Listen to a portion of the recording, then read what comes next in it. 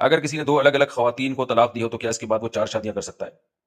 دو الگ الگ خواتین کو طلاق دی ہو، ایک وقت میں 4 سے زیادہ نکاح جائز نہیں ہے، یعنی 4 سے زیادہ بیویاں جائز نہیں. اگر کسی کو ڈیورس دے دی کسی بیس پہ تو پھر مزید شادی کر سکتا ہے، لیکن اس میں یہ بات ذہن میں رہے کہ اگر کسی کی 4 بیویاں تھیں اور اس نے ایک کو طلاق دی ہے تو جب تک اس طلاق یافتہ کی عدت پوری نہیں ہو جاتی ہے مزید شادی نہیں کر سکتا. خوب سمجھ لیں، کیونکہ جب تک عورت عدت میں ہوتی ہے تو من وجہ نکاح باقی ہوتا ہے، یعنی نکاح کے کچھ احکام باقی ہوتے ہیں، تو اس لیے اس کے مزید آپ شادی نہیں کر سکتے. اگر کسی وجہ سے طلاق بری چیز ہے، لیکن اگر کسی وجہ سے ہو جائے.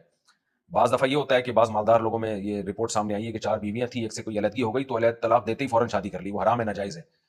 تو اس میں یہ ہے کہ جب تک چوتھی کی پوری عدت نہیں گزر جائے گی آپ، یا تیسری کی ہے جس کو بھی ڈیورس دی ہے اس کی عدت نہیں گزرے گی، 3 مینسز آ کے ختم نہیں ہو یا وہ پریگننٹ تھی اس کے بچہ نہیں ہو جائے، آپ مزید شادی نہیں کر سکتے، چاہے 3 طلاقیں ہی کیوں نہ دی ہوں. تو ہاں اگر کسی کی خدا نخواستہ ڈیتھ ہو گئی تو پھر آپ فوراً کر سکتے ہیں نکاح، لیکن اگر ڈیورس ہوئی ہے تو آپ نکاح نہیں کر سکتے. ہاں 3 بیویاں تھیں اور ایک کو ڈیورس دی تو پھر فوراً کر سکتے ہیں.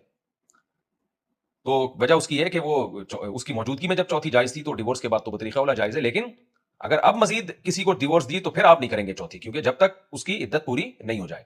تو خوب سمجھ لیں اس کو. اسی طرح ایک آدمی نے اپنی بیوی کو طلاق دی اور اس کی بہن سے شادی کر رہا ہے تو نہیں کر سکتا وہ اس وقت تک جب تک اس کی عدت پوری نہیں ہو جاتی. تو یعنی 2 بہنوں کو نکاح میں جمع کرنا حرام ہے نا اسلام میں. تو حرام اس طرح بھی ہے کہ ایک بہن کے ہوتے ہوئے دوسری سے نکاح، اس طرح بھی حرام ہے کہ ایک بہن کو طلاق دے کے اس کی عدت کے بغیر دوسری سے نکاح کر لیا. طلاق دینا پسندیدہ ہے، لیکن اس میں نکاح کے حکام کیا ہیں وہ میں نے بتا دیا آپ کو.